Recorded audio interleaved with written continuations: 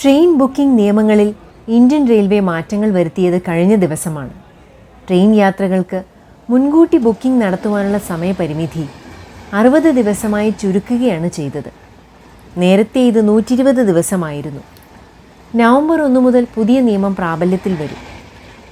വലിയ വിമർശനവും യാത്രക്കാരുടെ ഭാഗത്തു നിന്നും എതിർപ്പുമാണ് ട്രെയിൻ ബുക്കിംഗ് കാലാവധി കുറച്ചതോടെ റെയിൽവേ നേരിടുന്നത്. ഉത്സവ സീസണുകളിലേക്ക് നാട്ടിൽ വരാനും തിരികെ മടങ്ങാനും കഴിയുന്ന വിധത്തിൽ ട്രെയിൻ ടിക്കറ്റുകൾ മുൻകൂറായി ബുക്ക് ചെയ്ത് യാത്ര ഉറപ്പാക്കുന്നവരെയാണ് പുതിയ തീരുമാനം ബാധിക്കുക.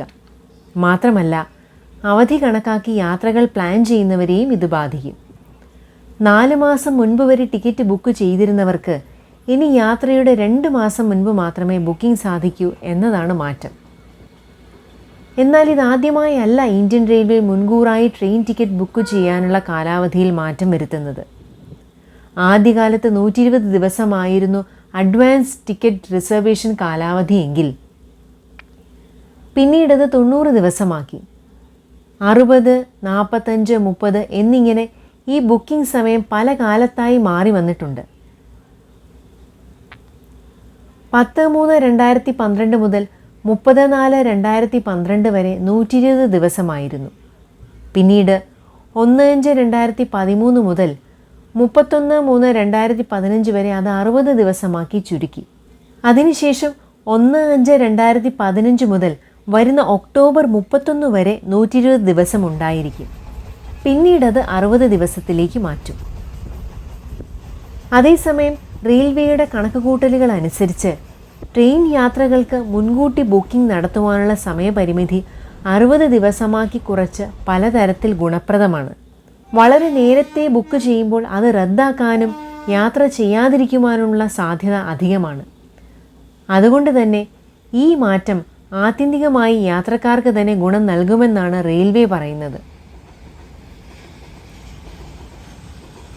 120 ദിവസം മുൻപേയുള്ള ടിക്കറ്റ് ബുക്കിംഗ് യാത്ര പ്ലാൻ ചെയ്യുന്നവരെ സംബന്ധിച്ച് നീണ്ട കാലയളവാണെന്നും അതുകൊണ്ട് തന്നെ യാത്ര റദ്ദാക്കുന്നവരുടെ എണ്ണത്തിലും വലിയ വർധനവാണെന്നുമാണ് റെയിൽവേ പറയുന്നത്.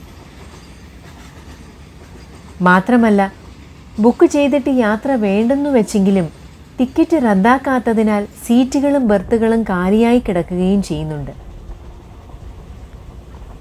നിലവിലെ കണക്കിൽ മുൻകൂട്ടി ബുക്ക് ചെയ്തതിൽ 21% ടിക്കറ്റ് റദ്ദാക്കലും 4-5% ആളുകൾ യാത്ര ചെയ്യാതിരിക്കുകയും ചെയ്യുന്നുണ്ട്.